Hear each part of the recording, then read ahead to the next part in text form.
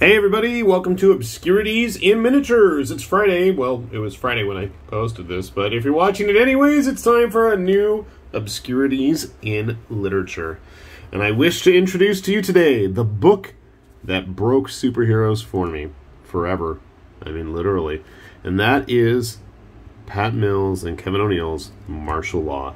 Now, this is obviously not the original. This is the new fancy deluxe edition omnibus. This is not the complete Marshal Law. Unfortunately, there's a few little odds and ends that aren't in here, and we'll talk about that later. But I remember I had the, I don't remember the official name of it, the one that Dark Horse put out, which is very vague and unhelpful. Kingdom of the Blind, that's it. Kingdom of the Blind and the Hateful Dead. It was a two-part, white-covered paperback, and it absolutely blew my mind when I came across that. And to this day, I don't even know how I came across it. I'm honestly not sure. I'm going to assume that it was probably around the time that Kevin O'Neill was drawing stuff with Atomica, which was like, they did those Monster Massacre one-shots. Now that's something. I still have those, I think. I'm going to have to dig those out for a future Obscurities in Literature. But anyway, I really don't know how I came across this. This is just one of those things that seems to have happened organically in my life. But this book absolutely blew my mind. Especially for teenage... I must have been like 12 or 13 when I first came across this. And I think for the right 12 or 13-year-old book, this is quite a revelatory tome. In part, it's absolutely an homage to the superhero genre, while at the same time being an absolute parody and utter gutting of every trope imaginable, and how the good Marshal fits into everything. And long before we had The Boys and Homelander, we had Marshal Law. And I mean, how edgy of edgelord comments is this? They say, I don't pray for my enemy. I do. I pray they go to hell. Me and my brother had such a good time with these books growing up. I know he read them all too. We have quite the rogues gallery right there. A little bit of info on both the hero and adversary. I don't remember this map in any of the original books, but it's been so many years. And I'll tell you this, before I started filming this, I searched high and low. I swear I still had the original paperbacks. I had the original Epic version. I'm pretty sure it was Epic. Put out the original paperback of the original miniseries. Now, I know they had the original issues were published by Epic, and I could have sworn they did the original paperback as well. And I know I had it. I remember reading it on a plane going somewhere and having to strategically position myself as I had some older folks tutting from behind me looking at what was going on. And yeah, it was absolutely horrid. Absolutely beautiful. So yes, we have a map here of San Futuro, the location where the story takes place. Fear and Loathing being the main book. And here we have the public spirit, who plays quite the role throughout the series, and just the imagery is pure Kevin O'Neill. And I think for you Brits that grew up with 2000 AD, I mean, obviously astute readers will recognize both Mills and O'Neill from their work on 2000 AD, Nemesis the Warlock being a major one right there. But this is just them in maximum punnage, maximum obnoxiousness, and just pure skewering of everything involved. So yes, you've got the super evangelistic main hero, who obviously is anything but in real life. Now these pages, if I remember correctly, got added in later. Some of them got added in later, I remember. I want to say it was this set right here with Suicida, who is a gang leader in San Futuro. And I only remember his name because at some point or another, my brother, who's in Japan, actually acquired a lot of the old issues of Deadline, which is where a lot of the later stories were published. And again, we've got the usual Mills and O'Neill comments on everything. I wanted to say that was like the original cover page. Some of this stuff, like I said, did get added in. Yeah, this looks like the original. So they have the part where they're running away from somebody who is murdering people dressed as heroes. And we'll leave it at that because I do not want to spoil it. So our main Marshal is a hero hunter with his partner. I can't remember the guy's name. I didn't read this again. It's been a while. I remember Suicida was the leader of a gang of war vets that were living in the slums.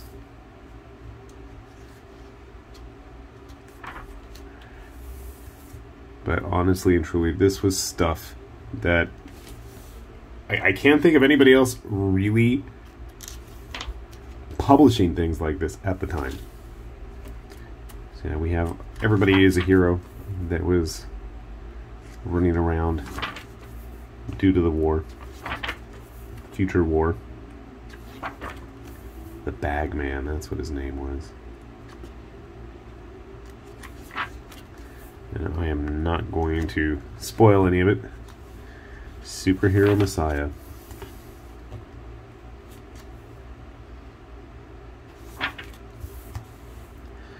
So the earlier parts, I believe, were all painted actually by O'Neill. Whereas some of the later ones, I don't know if he did all the colors himself.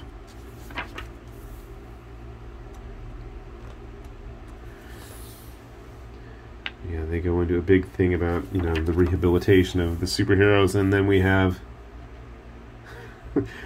what they're really up to. Conduct unbecoming.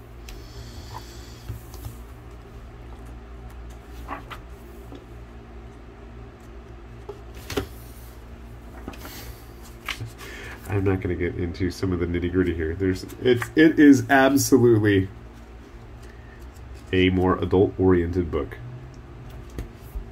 Or at least a lot of the jokes are. We'll leave it at that. 13-year-old me, though, had no problem deciphering what most of this stuff was about. Now, Marshal Law. So this is the end of the first series. We even have takeoffs of the old Mars Attacks cards. So again, obviously, Mills and O'Neill knew their source material and were referencing it quite well. Marshal Law takes Manhattan. So this is more kind of their take on the Superman trope. You know, he's the big bad in this. Whereas the next story, Marshal Law Takes Manhattan, is a look at martial law kind of with barely disguised versions of most of the Marvel Bronze Age heroes and our Punisher stand-in, as he was quite big at the time. I want to say this is an early 90s book. So we get into all kinds of ridiculousness. Instead of Avengers Assemble. And it's always fun to see how the good Marshal takes everybody out. My Midgard Serpent is writhing in agony. I think it's kicked in the crotch.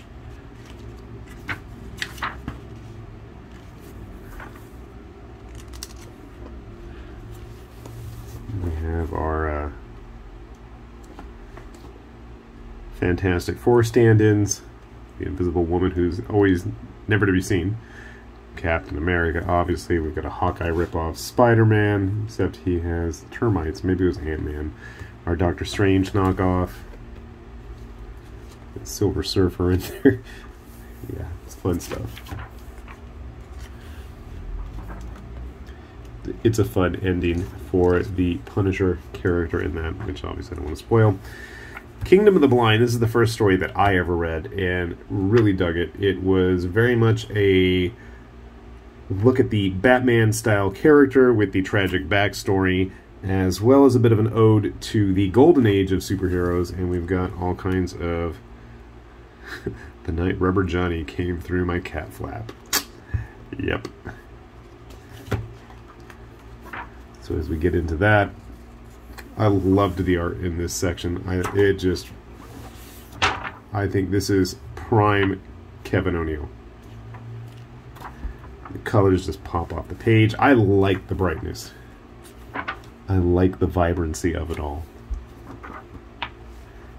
And then, so we get into the Hateful Dead, which is the next major section, where we have the zombies. This I know was in Deadline.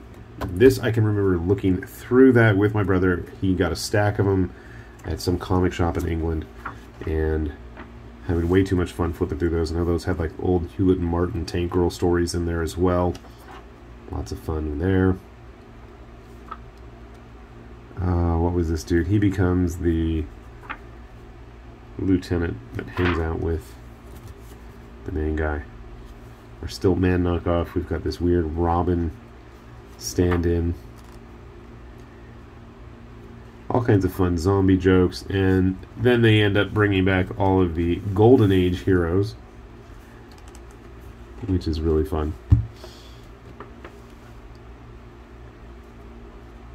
And honestly, I can see, after reading through this, a lot of the fun that I think Mills had really lambasting a lot of the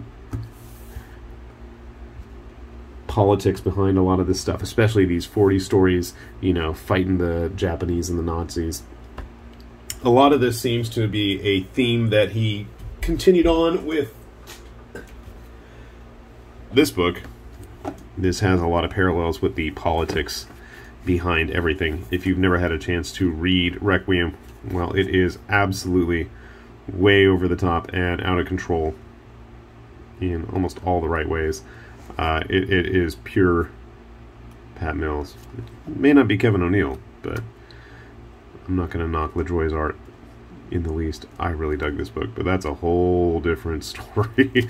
Anyway, if you like the stuff you see in Marshal Law, I absolutely recommend Requiem, but I think that's another book that really needs to get, number one, a nicer edition. I'd love to have it in hardback, but number two, we need to see Tome 11 in English as well.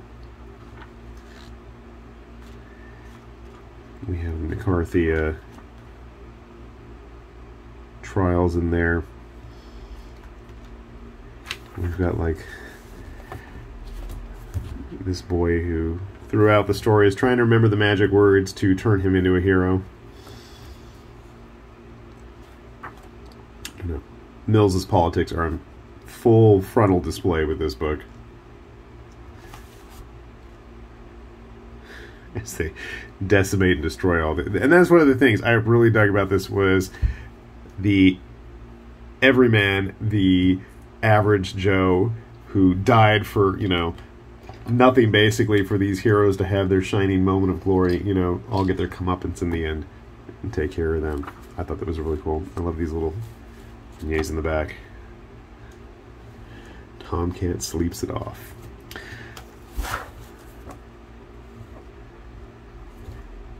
Hero Magazine. That had to have been from Hero Magazine. No, Hero Illustrated. That's what the magazine was called. There's a little blurb down here at the bottom about that.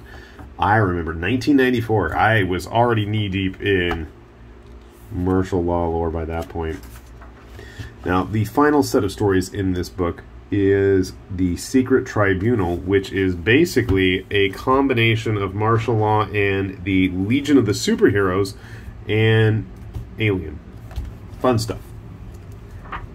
If you dig the ridiculousness of some of the Legion members, there's a lot of fun to be had here.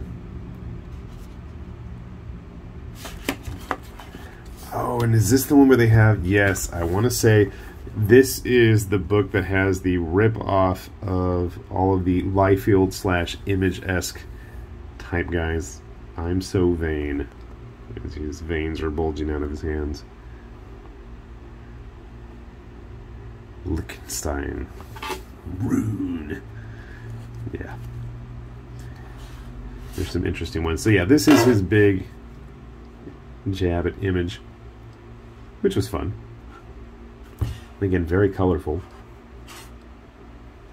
Fighting aliens. I know my brother had these issues individually way back when. Not going to spoil it for you guys. That was the back cover. Remember that.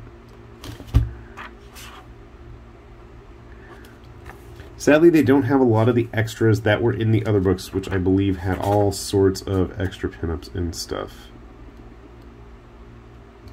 Cover art for the French editions. I like that artwork. Now, these are about some of the only ones that you really haven't seen in the other books if you're familiar with them. So I was saying, this isn't actually a complete collection of Marshal Law. I know there were some novels, I believe, at one point, but actually what's missing here are the crossovers. There was a Marshal Law and the Savage Dragon team-up, because I know I have those, and I want to say those were in black and white, I think. Or maybe I'm just misremembering. I might have them still somewhere. I'll have to go check. There was also Marshal Law and Hellraiser, of all things, where Marshal Law and the Cenobites get together. That one was pretty interesting, too. And one that I have not seen, at least that I don't remember, maybe my brother has it, I'll check with him if I get a chance to, is there was a Marshal Law and The Mask. The Mask by, what was it, John Arcudi and John Manke, I believe was his name, Mank, from Dark Horse. I want to say it might have been pre-Jim Carrey even. It's hard to remember, but yeah, so those three had a team up, and I keep thinking, and I don't know why, that there was at some point a Bean World and Bean World and a Marshal Law team up. I don't know why, but yeah, this book for many, many years, I couldn't bother with superheroes. This ruined it completely. Absolutely, just there was no. I couldn't bring myself to read it anymore. Just the vicious jabs and sarcasm that drips from this book. It just, to this day, I'm gonna have to go reread it. I'm like, I want to take it to work, but that's not a book that I really want to leave on my desk at work, so probably I shouldn't do that. But thankfully, at least, this book doesn't have too many issues with the binding, as we turn to very interesting pages. As I said, this is not a very child-friendly book in any way, shape, or form. So, if that sounds good to you, by all means, go for it. Tons of violence, tons of sex, everything in between. Of course, jaded 13-year-old me, I'm like, you know, I'd had a, what was it? I had a copy of Manara's Butterscotch that a dude at Comic-Con back in the early 90s sold me. So that was, yeah, we went places in the 90s and we didn't mind. So fun stuff. But anyways, we'll put a link down below. This should still be in print, hopefully, which means you can actually get it for a reasonable price. You might be able to track down some of those paperback copies, because I know they are out there still somewhere. Hey, maybe you'll find mine even if I can't find it. But fun stuff. If you don't like superheroes, or you love them and you want to see them get a nice deconstruction in an incredibly sarcastically, scathingly funny way, I don't think you can go wrong with this book. So, with that said, this has been High Lord Tamberlane with Obscurities and Miniatures, saying thanks for watching, and we will see you back here soon. Bye-bye.